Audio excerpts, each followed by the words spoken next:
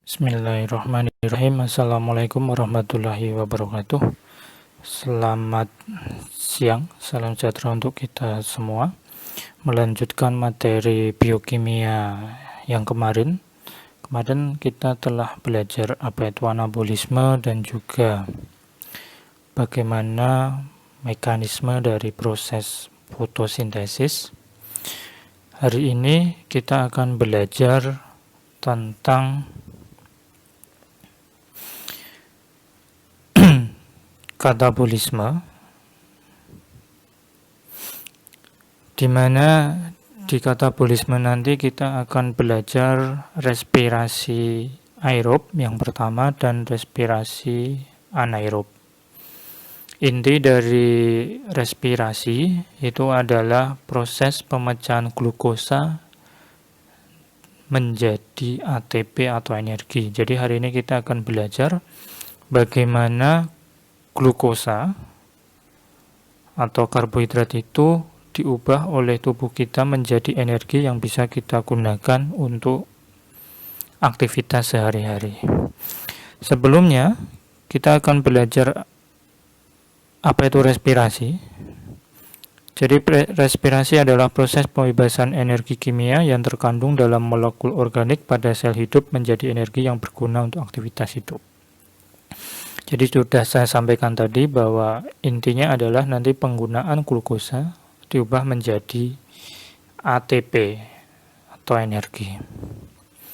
Ketika kita bicara respirasi aerob ada 4 tahapan. Yang pertama nanti adalah glikolisis, yang kedua dekarboksilasi oksidatif, yang ketiga adalah siklus Krebs, dan yang terakhir adalah sistem transport elektron. Kita akan melihat satu persatu. Yang pertama adalah glikolisis. Jadi glikolisis itu berlangsung di dalam sitoplasma, di mana inti dari glikolisis itu adalah penggunaan glukosa, di mana jumlah atom karbonnya adalah 6, diubah nanti menjadi pirufat, dan akhirnya nanti akan menggunakan 2 ATP. Kemudian nanti akan menghasilkan 2 ATP, 2 NADH, dan 2 molekul pirufat. Bagaimana prosesnya? Seperti ini. Ya. Jadi panah ini ya, ini adalah pengubahan dari senyawa satu menjadi senyawa yang lain dengan bantuan enzim. Jadi angka 1, 2, 3 yang di atas ini adalah nama-nama enzim yang digunakan untuk merubah. Sebagai contoh, ini adalah glukosa ya, diubah menjadi glukosa 6-fosfat. Oleh enzim apa? Oleh enzim yang namanya heksokinase. Jadi mau nggak mau kalian harus paham dan hafal ya bagaimana perubahannya dan bagaimana enzim yang berperan. Dimana jika kita belajar perubahan glukosa menjadi glukosa 6-fosfat ya, ini melibatkan ATP diubah menjadi ADP, artinya adenosin trifosfat, di mana atom fosfatnya jumlahnya 3 akan diubah menjadi adenosin difosfat. Jadi proses perubahan glukosa menjadi glukosa 6-fosfat ini akan ada donor molekul fosfat, sehingga ATP dari jumlahnya 3 fosfat menjadi ADP, adenosin difosfat. Paham ya sampai di situ? Kemudian glukosa 6-fosfat nanti akan diubah menjadi fruktos 6-fosfat. Apa enzim yang berperan? Fosfoglukos isomerase. Selanjutnya, glukos 6-fosfat diubah menjadi fruktos 1,6 bifosfat. Ini melibatkan ATP, di mana dia akan mendonorkan 1 atom fosfat ya, dengan bantuan enzim yaitu fosfofruktokinase. Selanjutnya, fruktos 1,6 bifosfat nanti akan diubah menjadi dehidroksi aseton fosfat oleh enzim aldolase, kemudian dihidroksi aseton fosfat diubah menjadi gliseraldehid 3 fosfat oleh enzim triose fosfat isomerase.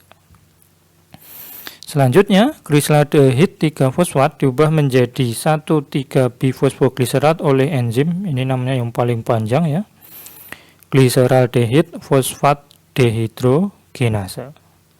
Selanjutnya nanti diubah menjadi 3-fosfogliserat oleh fosfogliserat kinase.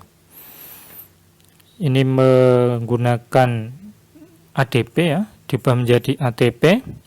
Kemudian nanti 3-fosfogliserat diubah menjadi 2-fosfogliserat oleh enzim fosfogliseromutase. Kemudian nanti 2-fosfogliserat diubah menjadi fosfoenol pirufat oleh enzim enolase dengan melepaskan H2O atau air. Terakhir nanti fosfoenol pirufat diubah menjadi pirufat ya oleh pirufat kinase. Jadi inilah proses yang pertama dalam respirasi aerob, yaitu glikolisis. Intinya adalah perubahan dari glukosa menjadi pirufat. Kemudian yang kedua itu adalah dekarboksilasi oksidatif.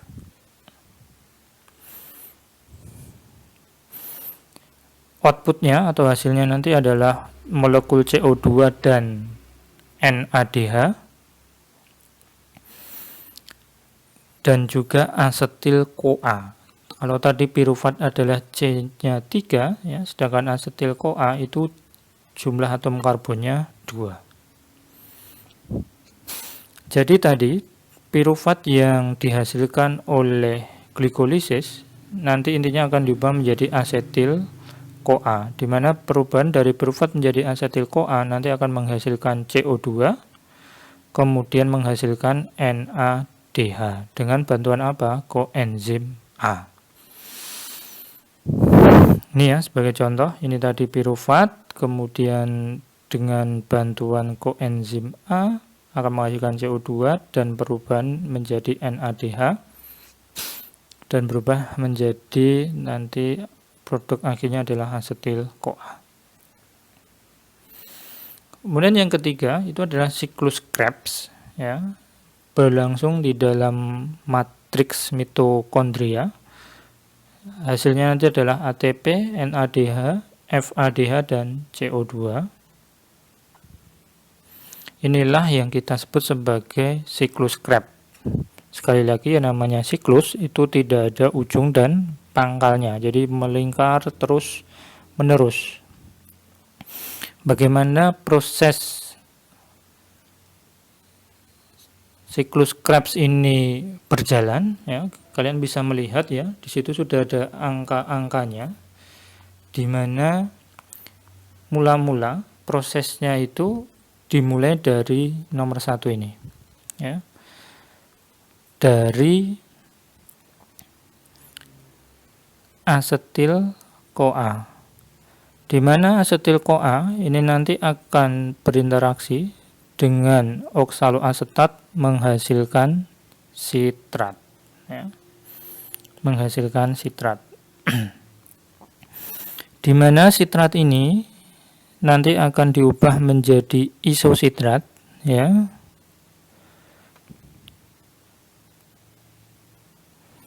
Kemudian isositrat nanti akan diubah menjadi alfa ketoglutarat ya.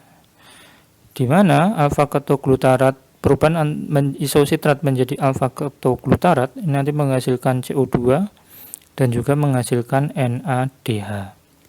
NADH ini berasal dari NAD+ ya, kemudian ditambah dengan 2 atom hidrogen. Kemudian alfa ketoglutarat nanti akan diubah menjadi suksinil-CoA dengan bantuan koenzim A ya. Kemudian nanti menghasilkan karbon dioksida dan NADH. Sekali lagi NADH adalah perubahan dari NAD+ mendapatkan 2 atom hidrogen. Jadi kalau panah keluar itu adalah menghasilkan ya, kemudian kalau panah ke dalam itu membutuhkan. Intinya seperti itu. Kemudian asetil-CoA ini nanti akan diubah menjadi suksinat ya. Jadi perubahan molekul satu menjadi molekul yang lain itu mau nggak mau harus kalian hafalkan ya. Suksinil-CoA menjadi suksinat nanti akan menghasilkan koenzim A ya, dan nanti akan menghasilkan ATP. Suksinat menjadi fumarat ya. Ini menghasilkan FADH, di mana FAD nanti akan mendapatkan 2 atom hidrogen. Kemudian fumarat menjadi malat ya, dari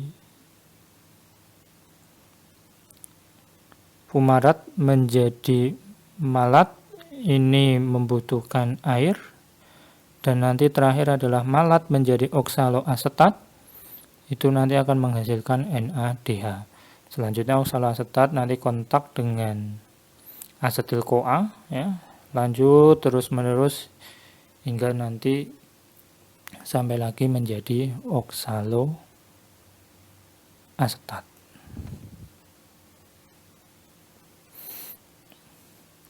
Itulah tadi siklus Krebs. Terima kasih atas kehadirannya. Semoga ilmu yang kalian dapatkan ini bermanfaat.